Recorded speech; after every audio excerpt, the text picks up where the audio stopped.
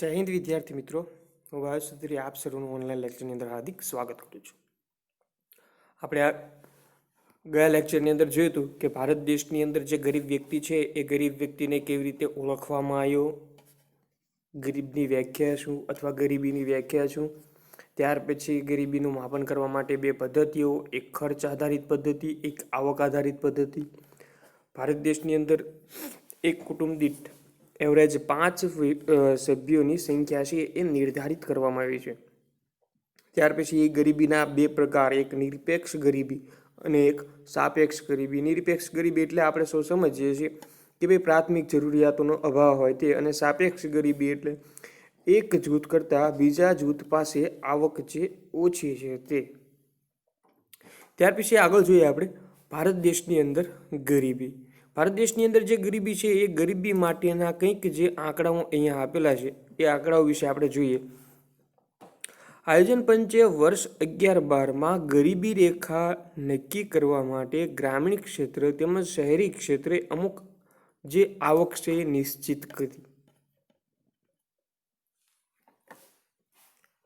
શહેરી ક્ષેત્રે અને ગ્રામીણ ક્ષેત્રે અમુક પ્રકારની આવક છે એ નિશ્ચિત કરી. જોઈએ કે ભાઈ ગ્રામીણ ક્ષેત્રે 816. હવે એક વ્યક્તિ એક વર્ષ દરમિયાન 816 રૂપિયા કમાય,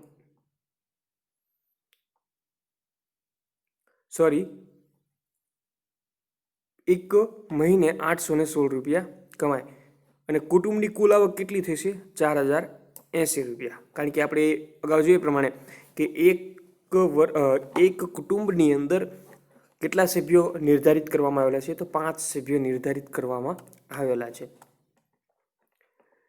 એ જ રીતે શહેરી ક્ષેત્રની અંદર 1000 અને કુટુંબની કુલ આવક 5000. એટલે કે વપરાશી ખર્ચને પહોંચી વળવા એટલી માથાદીઠ આવક ઓછામાં ઓછી મળવી જોઈએ. હવે અહીંયા જે આંકડાઓ આપેલા છે ને એ કંઈક એ રીતે છે કે ભાઈ ગ્રામીણ ક્ષેત્રે કોઈ પણ વ્યક્તિ હોય તો એ ગ્રામીણ ક્ષેત્રે રહેલો વ્યક્તિ એક વ્યક્તિ મહિને 816 રૂપિયા કમાય અને એની કુટુંબની આવક 4080 રૂપિયા. ત્યાર પછી શહેરી વિસ્તારોની અંદર 1000 રૂપિયા અને કુટુંબની આવક 5000 રૂપિયા. એટલે કે એક મહિના દરમિયાન એક કુટુંબ 4080 રૂપિયા કમાય અને શહેરી વિસ્તારોની અંદર 5000 રૂપિયા કમાય તો એ વ્યક્તિને ગરીબ ગણવામાં આવતો નથી.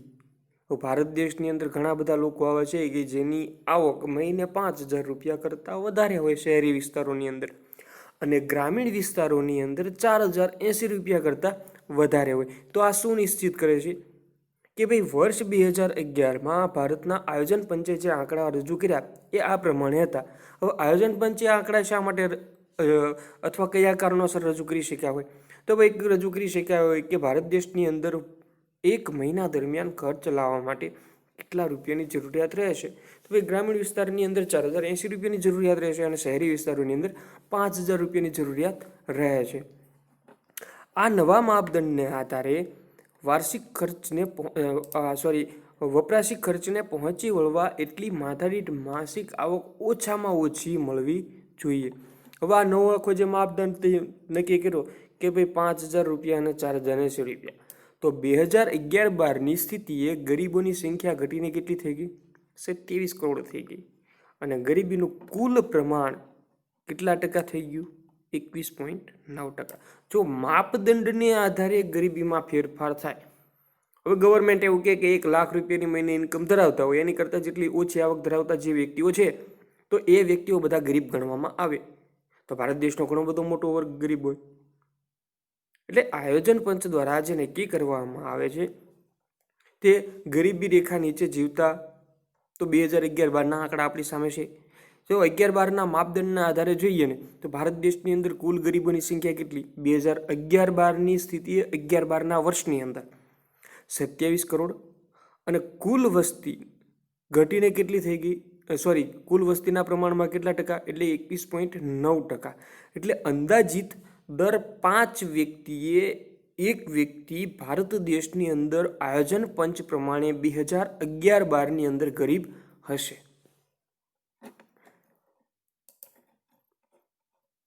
ત્યાર પછી આગળ એ જ બાબત છે 2009-10ની.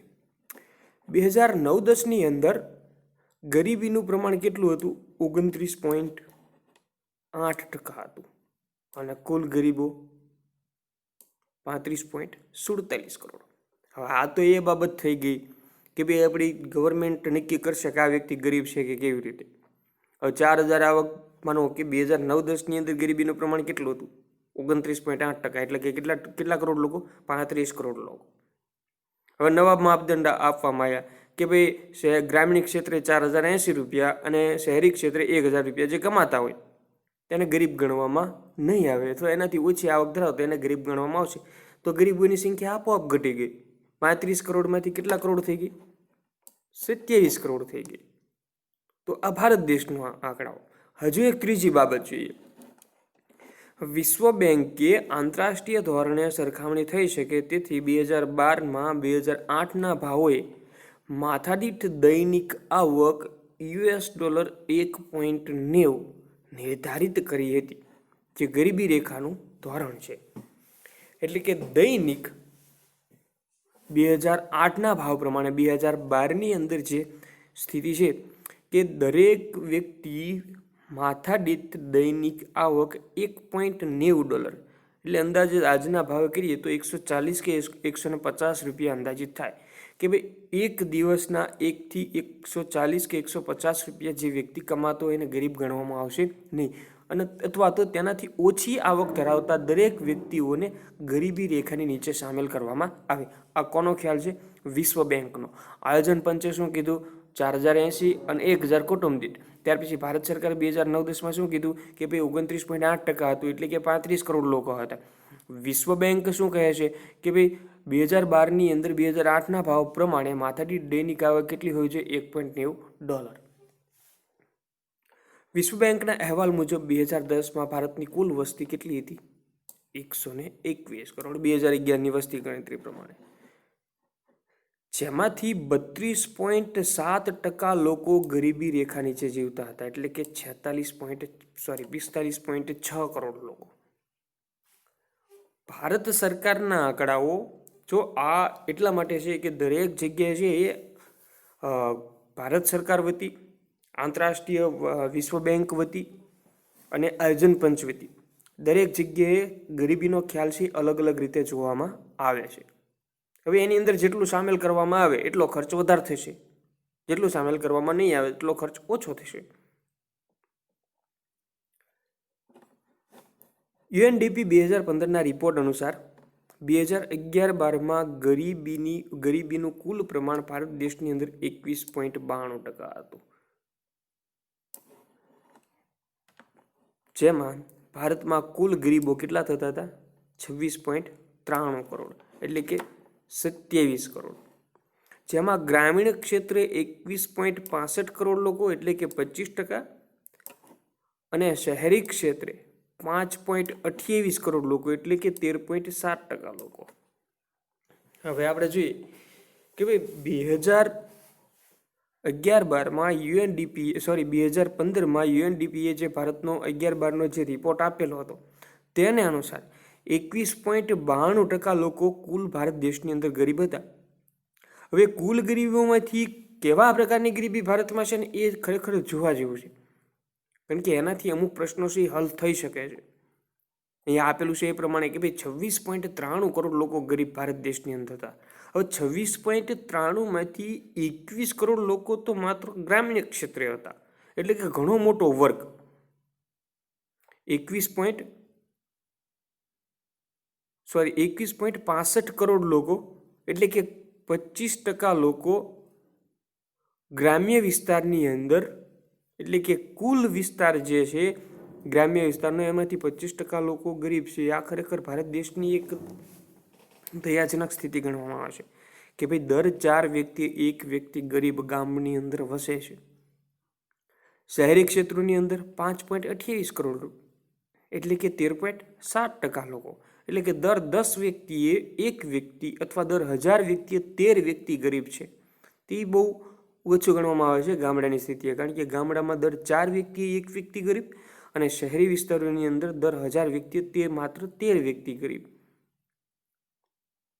ગરીબી રેખા નીચે જીવતા ભારતમાં સૌથી વધુ ગરીબીનું પ્રમાણ અથવા ગરીબોનું પ્રમાણ ક્યાં છે? છત્તીસગઢમાં 36.93%. એટલે એ ઘણો મોટો વર્ગ થાય. અને જ્યારે સૌથી ઓછી ગરીબીનું પ્રમાણ ક્યાં આવશે? ગોવાની અંદર માત્ર 5.9%. ગુજરાતમાં ગરીબીનું પ્રમાણ 16.63% છે. યાદ રાખજો, ગુજરાતમાં કુલ ગરીબીનું પ્રમાણ 16.63%. ભારતમાં સરેરાશ 30%થી વધુ ગરીબી ધરાવતા રાજ્યોની અંદર છત્તીસગઢ, અસમ, મણિપુર, બિહાર, અરુણાચલ પ્રદેશ, ઝારખંડ અને ઓડિશા. આ બધા રાજ્યો એવા છે કે જ્યાં એવરેજ 30% કરતાં વધારે વ્યક્તિઓ ગરીબી નીચે જીવી રહ્યા છે. હવે 30% એટલે દર 10 વ્યક્તિએ 3 વ્યક્તિ એવા કે જે ગરીબ હોય. અને ગરીબની વ્યાખ્યા આપણે આગળ જોઈએ કે ભાઈ જે પૂરતા પ્રમાણની અંદર પ્રાથમિક સુવિધાઓ છે એ ભોગવી શકતા હોય નહીં. તો આ બધો આંકડાનો એક ખ્યાલ છે. પરંતુ એક આ પ્રશ્ન જો તમારે યાદ રાખવો હોય તો એક બુકની અંદર કોષ્ટક પ્રમાણે લખશો ને તો તમને આ તરત જ યાદ રહી જશે. ખાસ એવો કંઈ પ્રશ્ન અઘરો નથી, પરંતુ આંકડાની થોડી માયાજાળ છે. ભારતમાં ગરીબી છે તો એ ગરીબીનું કારણ શું? અહીંયા એક સરસ મજાની લાઈન આપેલી છે કે ધનિક ભારતમાં ગરીબો વસે છે. એક પ્રમાણે કહીએ ને તો વિશ્વમાં સૌથી વધારે કરોડપતિ લોકો હોય ને તો ભારત દેશની અંદર છે. સૌથી વધારે ગરીબ લોકો હોય ને તો એ પણ ભારત દેશની અંદર છે. એટલે ભારત દેશની અંદર સૌથી વધુ છે ને એ ઘણું બધું છે.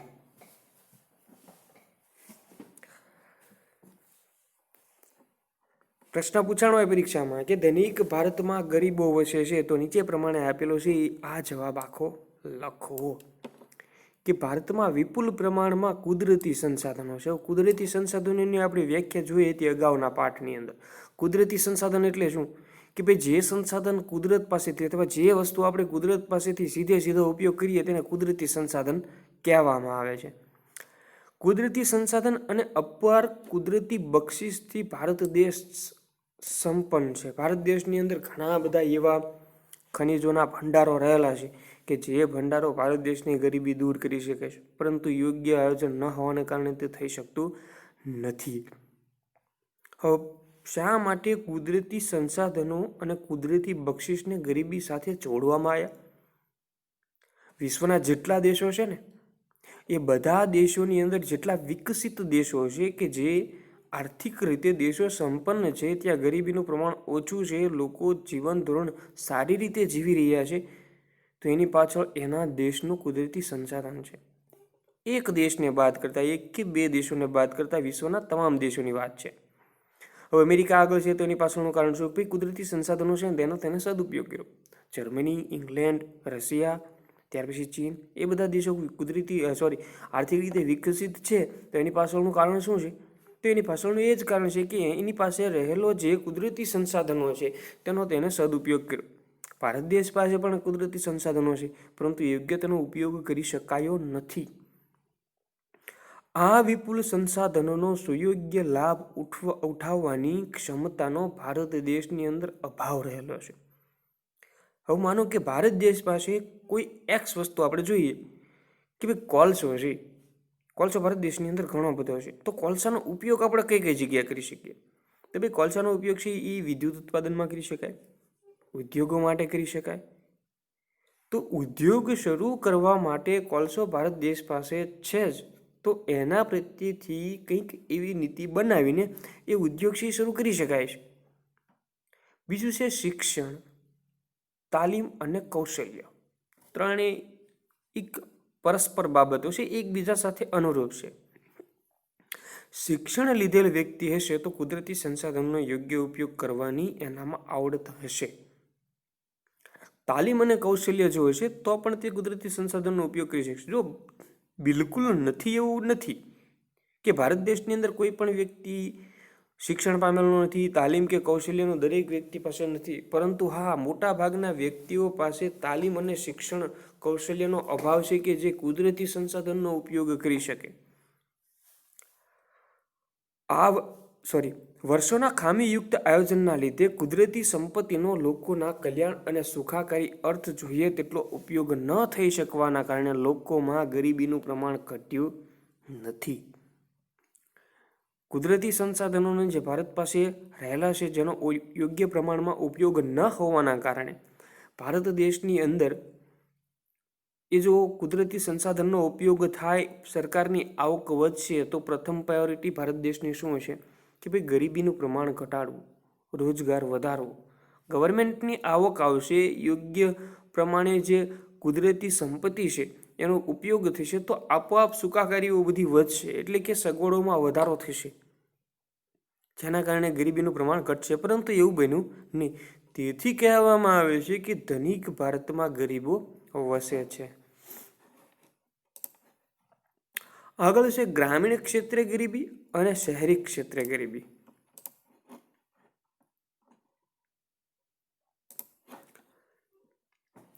તો આપણે જોયું કે ભાઈ ગ્રામીણ ક્ષેત્રે છે એ લગભગ 25% લોકો કેવા છે, ગરીબ છે, અને શહેરી ક્ષેત્રોની અંદર માત્ર 5% લોકો ગરીબ છે.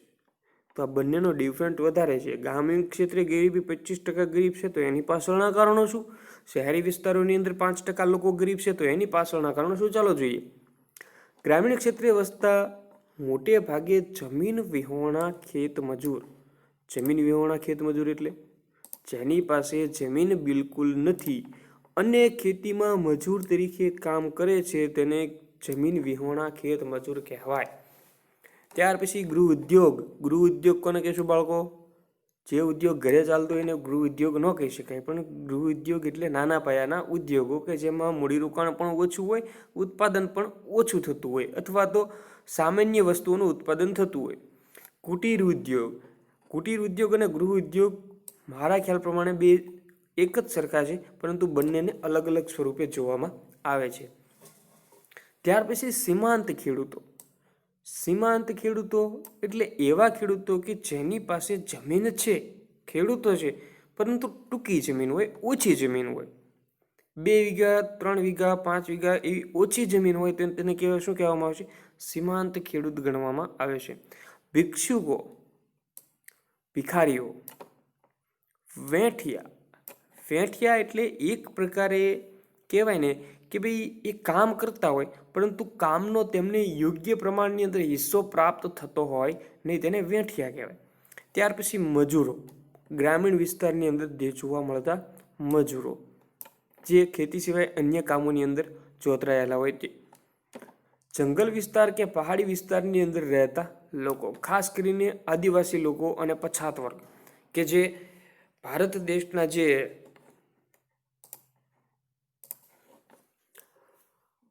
આગળ છે કામ ચલાઉ કારીગરો કે જેઓ ગરીબી રેખા નીચે જીવી રહ્યા છે.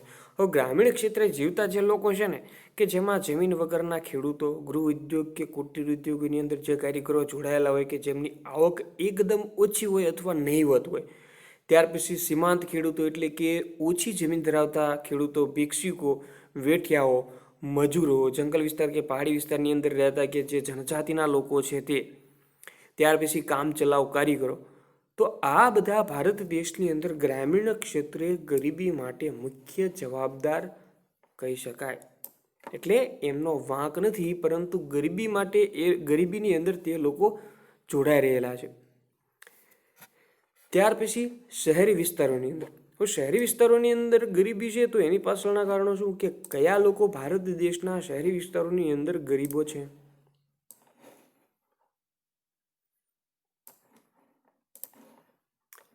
શહેરી વિસ્તારમાં વસતા ગરીબોમાં કામ ચલાઉ મજૂર, બેરોજગાર દૈનિક શ્રમિક, આવા કામ ચલાઉ મજૂરો છે, બેરોજગાર દૈનિક શ્રમિકો છે, ઘર નોકરો છે, રિક્ષા ચાલકો છે, ચા નાસ્તાની લારી ગલ્લા ઉપર કામ કરનાર લોકો છે, કે હોટલ ઢાબા ઉપર કે ઓટો ગેરેજની અંદર કામ કરતા શ્રમિકો છે, ભિક્ષુકો જેઓ કે પોતાની ન્યૂનતમ જરૂરિયાતો પણ સંતોષી શકતા નથી. હવે ભારત દેશની અંદર શહેરી વિસ્તારોની અંદર પણ ગરીબી જોવા મળે છે. ભારત દેશની સૌથી વધારે શહેરી ગરીબી વિસ્તાર હોય તો મારા ખ્યાલ પ્રમાણે મુંબઈની ધારાવી ઝૂંપડપટ્ટી છે. કે ત્યાં લગભગ લાખોની સંખ્યાની અંદર ધારાવી ઝૂંપડપટ્ટીની અંદર ગરીબો રહ્યા છે. શહેરી વિસ્તારની અંદર કયા વ્યક્તિઓ છે કે જે ગરીબી સાથે રહે છે? તો ભાઈ કામ ચલાવ મજૂરો, કે જેને આપણે દિહાડી મજદૂર તરીકે મારા ખ્યાલ પ્રમાણે ઓળખી શકાય. કે ભાઈ શહેરની અંદર જે કામ હોય તે કામ કરવા માટે તૈયાર થાય તો અમુક સમયે એમને કામ ન પણ મળતું હોય. બેરોજગાર દૈનિક શ્રમિકો, ઘણી વખત જે દૈનિક કામ કરતા હોય તેમાંથી તેમને કામ મળતું હોય નહીં. ત્યાર પછી ઘર નોકરો, રિક્ષા ચાલકો, ચા નાસ્તાની લારી ગલ્લા, હોટલ કે ઢાબા, રેસ્ટોરન્ટ કે ગેરેજની અંદર કે કોઈ પણ દુકાન કે શોપની અંદર કામ કરનાર શ્રમિકો, ભિક્ષુકો એટલે ભીખ માંગનાર કે જેઓ પોતાની ન્યૂનતમ એટલે કે ઓછામાં ઓછી જરૂરિયાતો પણ સંતોષી શકતા નથી અને તે ગરીબીની અંદર જ રહે છે. આને કહેવામાં આવે છે શહેરી ગરીબી. જો ગ્રામીણ ક્ષેત્રની ગરીબી અને શહેરી ક્ષેત્રની જે ગરીબી છે એમાં ઘણો બધો ફેર છે. 25% ગરીબો ક્યાં છે? ગ્રામીણ ક્ષેત્રોની અંદર, અને 5% ગરીબી શહેરી ક્ષેત્રોની અંદર. એટલે કે શહેરી ક્ષેત્રોની અંદર 5% લોકો ગરીબ છે અને ગ્રામીણ ક્ષેત્રની અંદર 25% લોકો ગરીબ છે. હવે તો ગ્રામીણ ક્ષેત્રે 25% લોકો ગરીબ છે તો એની માટેના પરિબળો અહીંયા છે કે આટલા લોકો ગરીબ છે તો એના માટે ગવર્મેન્ટે કંઈક યોગ્ય પગલાં લેવા જોઈએ. આપણે આશા રાખીએ કે ભારત સરકાર છે એ ભારત દેશની અંદર એક પણ ગરીબને પોતાની ન્યૂનતમ જરૂરિયાતથી વંચિત ન રાખે.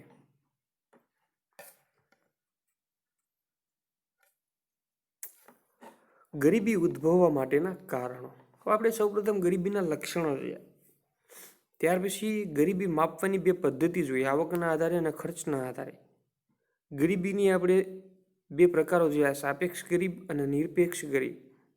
ત્યાર પછી ભારતમાં ગરીબી કેવા પ્રકારની છે, કેટલી છે તેના આંકડાઓ જોયા કે જેમાં ભારત સરકાર, આયોજન પંચ, વિશ્વ બેંક, UNDPનો રિપોર્ટ વગેરે. પછી ભારત દેશની અંદર સૌથી વધારે ગરીબ રાજ્ય છત્તીસગઢ છે અને 30% કરતાં વધારે રાજ્યો જોયા કે જેમાં આસામ, ત્યાર પછી છત્તીસગઢ વગેરે રાજ્યોનો સમાવેશ થાય છે. અને ત્યાર પછી શહેરી વિસ્તાર અને ગ્રામીણ વિસ્તારની અંદર આપણે જે ગરીબી જોઈએ કે શહેરી વિસ્તારની અંદર કેવા લોકો ગરીબ છે અને ગ્રામીણ વિસ્તારની અંદર લોકો કેવા ગરીબ છે. હવે આ ગરીબી ઉદ્ભવવાના મૂળ કારણો ક્યાં છે એ આપણે જોઈએ. ભારત દેશની અંદર ગરીબીના મૂળિયા તો શહેરો કરતાં ગ્રામ્ય વિસ્તારોની અંદર ખૂબ ઊંડા ઘર કરી ગયેલા છે. એટલે કે કોઈ પણ ભારતના કોઈ પણ ક્ષેત્રની અંદર ગરીબી દૂર કરવી એ એક મોટો પડકાર છે. કૃષિ ક્ષેત્રે અપૂરતો વિકાસ અને અપૂરતી સિંચાઈની સવલતો. ગ્રામીણ વિસ્તારની અંદર 25% લોકો ગરીબ છે તો એનું મૂળ કારણ કયું છે? તો એનું મૂળ કારણ જે છે ભારત દેશનું કૃષિ ક્ષેત્ર છે એ સંપન્ન નથી. 1947માં જે સ્થિતિ હતી એ સ્થિતિ મારા ખ્યાલ પ્રમાણે કદાચ 2020માં થોડો ઘણો સુધારો થયો છે. તો દરેક ગવર્મેન્ટનો આપણે વાંક કે એવું કંઈ છે નહીં કે ભાઈ ગવર્મેન્ટને આપણે કહીએ, પરંતુ આંકડાઓ અને ભારત દેશની સ્થિતિ એવું કહે છે કે જે 1947માં જે આવક હતી એની કરતાં આવકમાં વધારો થયો છે, પણ સામે ખર્ચમાં પણ વધારો થયેલો જ છે. કૃષિ ક્ષેત્રનો અપૂરતો વિકાસ અને અપૂરતી સિંચાઈની સવલતો, જેના કારણે કૃષિ ક્ષેત્રમાંથી જે આવક મળતી હોય ને એ ઓછી થાય. હું માનું કે કોઈ વિસ્તાર એવો છે કે જે વિસ્તારની અંદર આખા વર્ષની છે એ 3 એટલે કે ખરીફ પાક, રવિ પાક અને જાયદ પાક ત્રણેય પાક લેવામાં આવે. હવે ત્રણેય પાક ક્યારે આવે? જો સિંચાઈની સુવિધાઓ મળતી હોય તો ત્રણેય પાક લઈ શકાય, પરંતુ જો સિંચાઈની સુવિધા નથી તો જાયદ પાક લઈ શકાય છે નહીં, રવિ પાક લઈ શકાય છે નહીં, માત્ર વરસાદ આધારિત ખેતી થશે. જેના કારણે આ 4 મહિના તો તેમને રોજગારી મળી રહેશે, પરંતુ બાકીના મહિના તેમને રોજગારી મળતી નથી. એટલે કે કૃષિ ક્ષેત્રનો અપૂરતો વિકાસ અને એની પાછળનું સૌથી મહત્વનું કારણ કયું છે? સિંચાઈની સવલતો. ત્યાર પછી બીજો મુદ્દો છે ભાઈ કૃષિ સિવાયના જે સમયમાં લોકોને વૈકલ્પિક રોજગારીની જે તકોનો મળવી જોઈએ એ રોજગારી મળતી નથી. હવે ખેતી સિવાયના સમય દરમિયાન લોકો શું કામ કરી શકે? ભારત દેશની અંદર ઘણા બધા લોકો, 60% લોકો, 70% લોકો ગ્રામીણ ક્ષેત્રની અંદર વસે છે. હવે આ 60% જે લોકો વસે છે કે તેને માનો કે અમુક સમય પૂરતું કૃષિ ક્ષેત્રમાંથી કે કૃષિ વિસ્તારમાંથી તેને આવક પ્રાપ્ત થઈ જશે. તો બાકીના વિસ્તારોની અંદર શું આ સમય દરમિયાન તેને આવક ક્યાંથી મળશે? તેની માટેનો કોઈ સ્ત્રોત ભારત દેશની અંદર નથી. હા, વિકસિત અમુક જે વિસ્તારો છે, ફોર એક્ઝામ્પલ ગુજરાતના અમુક પ્રદેશો, અમદાવાદ કે મધ્ય ગુજરાત કે રાજકોટ, વડોદરા, સુરત જેવા મહાનગરો, પરંતુ ભારતનો એક મોટો વર્ગ એવો છે કે જેને ખેતીના સિવાયના સમય દરમિયાન કોઈ પણ પ્રકારની રોજગારી પ્રાપ્ત થતી નથી, જે ગરીબીનું એક મુખ્ય લક્ષણ ગણી શકાય. ત્યાર પછી ત્રીજી બાબત, ગ્રામીણ ક્ષેત્રે અન્ય રોજગારીનું જરૂરી જ્ઞાન, શિક્ષણ, કૌશલ્ય કે તાલીમ છે જ નહીં. ખેતી સિવાયનું બીજું કોઈ પણ પ્રકારનું જરૂરી જ્ઞાન, કૌશલ્ય, સ્કિલ કે તાલીમ એવું ન હોવાને કારણે બીજો કોઈ રોજગાર કરી શકતા નથી. માનો કે કોઈ વ્યક્તિ એવો કેટલો ગરીબ છે કે ભાઈ જેને ચોમાસામાં જ્યારે વરસાદ આધારિત ખેતી છે ત્યારે તેને ઇન્કમ મળી રહે છે, ત્યાર પછીના સમયમાં જો ગવર્મેન્ટ એને કોઈ પણ પ્રકારની તાલીમ આપશે, જો ગવર્મેન્ટ કોઈ પણ પ્રકારની એને તાલીમ આપશે જેના કારણે એ કોઈ પણ પ્રકારની આવક મેળવવા માટે પ્રેરિત થશે, પરંતુ કોઈ પણ પ્રકારની અન્ય જરૂરિયાતો અન્ય વિગતો અથવા અન્ય કોઈ પણ પ્રકારની રોજગારી તેને મળતી નથી. જ્ઞાતિ પ્રથા અને રૂઢિઓ, જો સરસ મજાનું એક ઉદાહરણ આવ્યું છે કે ભારતમાં ગરીબી શા માટે વધતી જાય છે. આપણે બધા જ આની માટે જવાબદાર છીએ. જ્ઞાતિ પ્રથા તથા રૂઢિ પરંપરાઓના કારણે, એ રીત રિવાજોના કારણે ગજા ઉપરાંતનો ખર્ચ એટલે કે બિન ઉત્પાદકીય ખર્ચમાં વધારો. બિન ઉત્પાદકીય ખર્ચ એટલે એવો ખર્ચ કે જે ખર્ચ કરવાથી તેમાં કોઈ પણ પ્રકારનું આવક મળતું કોઈ પણ પ્રકારનું ઉત્પાદન અથવા કોઈ પણ પ્રકારનું આવક મળતી નથી, તેને બિન ઉત્પાદકીય ખર્ચ ગણવામાં આવે છે. ખાસ કરીને આજે દેખાદેખીના સમયમાં સમાજમાં રહેવાની હોડમાં, સામાજિક પ્રસંગો પ્રાતની અંદર કે પછી પોતાના રહેણી કહેણીની અંદર અતિશય ખર્ચાઓ કરે છે, જેના કારણે તે દેવામાં ડૂબતા જાય છે. નિરક્ષરતાનું પ્રમાણ વધારે હોવાથી શોષણ અને અન્યાયનો ભોગ બનેલ તેમજ સરકારી યોજનાઓની માહિતીના અભાવ તેઓ લાભ ઉઠાવી શકતા નથી.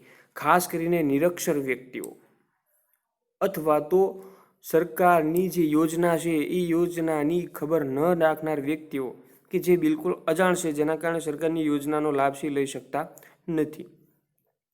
આર્થિક નીતિઓના ઘડતરમાં જે છેવાડાના માનવી છે તેમની જરૂરિયાતો અને તેમના આર્થિક હિતોની ઉપેક્ષા થવાથી ભારત દેશની અંદર બજેટ બનાવવામાં આવે, લોકો વિશે કંઈક યોજનાઓ બનાવવામાં આવે તો ભારત દેશના દરેક વ્યક્તિને તેની અંદર સાંકળી શકાય તેમ નથી, અથવા દરેક વ્યક્તિને તેમ છોડી શકાય તેમ નથી. ત્યાર પછી રોકડિયા પાકોને પ્રોત્સાહન મળ્યું, ખાદ્ય પાકોનું ઉત્પાદન ઘટ્યું, અનાજ, કઠોળ વગેરેની અછત સર્જાય અને ભાવ વધ્યા, જેથી બેટક પૂરતું ભોજન પ્રાપ્ત નથી થતું. હવે રોકડિયા પાકોનું ઉત્પાદન શા માટે? ખેતી ક્ષેત્રે ઇન્કમ મેળવવાના કારણે રોકડિયા પાકોનું ઉત્પાદન વધશે, જેના કારણે અનાજ અને કઠોળ જેની અછત સર્જાય. હવે અછત સર્જાય એટલે માર્કેટમાં શું થશે? એના ભાવ વધી જશે. ખરીદવાનું તો માર્કેટમાંથી બધાને છે, ગરીબ પણ ત્યાંથી ખરીદે છે અને અમીર પણ ત્યાંથી ખરીદે છે. વધારે ભાવ હોવાના કારણે ગરીબો છે પૂરતા પ્રમાણમાં ખરીદી શકતા નથી, કે જેના કારણે તેનો ખોરાક યોગ્ય રીતે મળતો નથી, અથવા તો બેટક પૂરતું તેને ખાવાનું પણ પ્રાપ્ત થતું નથી. ત્યાર પછી આર્થિક સુધારાઓના અમલ થકી ગ્રામીણ વ્યવસ્થા પડી ભાંગી, નાના ઉદ્યોગો, કુટીર ઉદ્યોગો, લઘુ ઉદ્યોગો ખલાસ થયા, સ્થળાંતર વધ્યું અને ખેતીની આવક ઘટી. આર્થિક સુધારાઓનો અમલ થયો 1991ની વાત છે. આર્થિક ઉદારીકરણ, વૈશ્વિકરણ અને ખાનગીકરણના કારણે ભારત દેશની અંદર ઉદ્યોગોની શરૂઆત થઈ, પરંતુ જે સ્મોલ ઉદ્યોગ કહેવાય, SMSE, જેને નાના ઉદ્યોગો કહેવામાં આવે છે, કે જે ભારતની અર્થવ્યવસ્થા માટે સૌથી મહત્વના છે, તેનો વિકાસ થઈ શક્યો નથી. સ્થળાંતર વધ્યું એટલે શહેરો તરફ લોકો આવક મેળવવા માટે જાય છે, ખેતીની આવક પણ ઘટી. એટલે આ બધા જ કારણો કોઈને કોઈ રીતે ગરીબી માટે જવાબદાર છે. આગળ જોઈએ, ગરીબો કુપોષણના કારણે વિવિધ રોગોના ભોગ બને છે અને આ રોગને મટાડવા માટે અથવા તેની સારવાર માટે વધારે પ્રમાણની અંદર આવકની જરૂરિયાત રહે છે. તે આવક તેમની પાસે ન હોવાના કારણે તે આ કુપોષણનો જે શિકાર થયો છે અથવા રોગોના શિકાર થયા છે તેની પાછળ ખર્ચ કરી શકતા નથી. ટેકનોલોજીમાં ફેરફાર આવતા પરંપરાગત વ્યવસાયો છે એ પરંપરાગત વ્યવસાયો બંધ થાય, કુટીર ઉદ્યોગો ભાંગી પડ્યા અને સ્થાનિક બજારોને બંધ થતાં અથવા ઓછો થતાં તેમાં બેકારીમાં વધારો થાય છે. તો ટેકનોલોજીમાં જે ફેરફાર આવ્યા, ટેકનોલોજીમાં ફેરફાર આવતા ભારત દેશની અંદર પરંપરાગત જે વ્યવસાયો છે એ ઓછા થયા અથવા તો પડી ભાંગ્યા, જેના કારણે સીધી અસર સમાજ ઉપર પડી અને ઘણો મોટો વર્ગ છે એ બેકાર બની ગયો. ત્યાર પછી આગળ છે છેલ્લી બાબત કે વસ્તી વૃદ્ધિનો દર વધ્યો છે. વસ્તી દર વર્ષે વધતી જાય છે. મૃત્યુ દરનું પ્રમાણ છે એ ઘટતું જાય છે. સરેરાશ આયુષ્યમાં વધારો થયો. શ્રમની જે કુલ માંગ છે ને એની કરતાં શ્રમનો પુરવઠો છે એ વધ્યો છે. કુલ માંગ છે એટલે કે જેટલા લોકોની જરૂરિયાત છે એની સામે લોકોનું પ્રમાણ વધારે છે. શ્રમની કુલ માંગ એટલે કે જેટલા લોકોની જરૂરિયાત છે અને શ્રમનો કુલ પુરવઠો એટલે કે જેટલા લોકોની જરૂરિયાત છે એના કરતાં વસ્તી કેવી છે? વધારે છે. એટલે કે શ્રમની કુલ માંગ કરતાં શ્રમનો પુરવઠો વધારે છે. બીજી બાજુ તેમની જે જીવન જરૂરિયાતની વસ્તુઓ છે તેની માંગની સામે ઉત્પાદન ઘટતા ભાવ વધ્યા છે. એટલે કે જરૂરિયાતની જે વસ્તુઓ છે જેનું ઉત્પાદન યોગ્ય પ્રમાણે ન હોવાના કારણે તેનું ભાવનું પ્રમાણ છે અથવા બજાર ભાવ છે તેના વધતા જાય છે, કે જે ગરીબોની ખરીદ શક્તિની અંદર ઘટાડો કરે છે અને તેમનું જીવન ધોરણ છે એ કથળ્યું એટલે કે નીચું જાય છે અને અંતે ગરીબાઈમાં શું થાય છે? વધારો થાય છે. તો આપણે અહીંયા સુધી આ પાઠને રાખીશું. આભાર આપ સૌનો.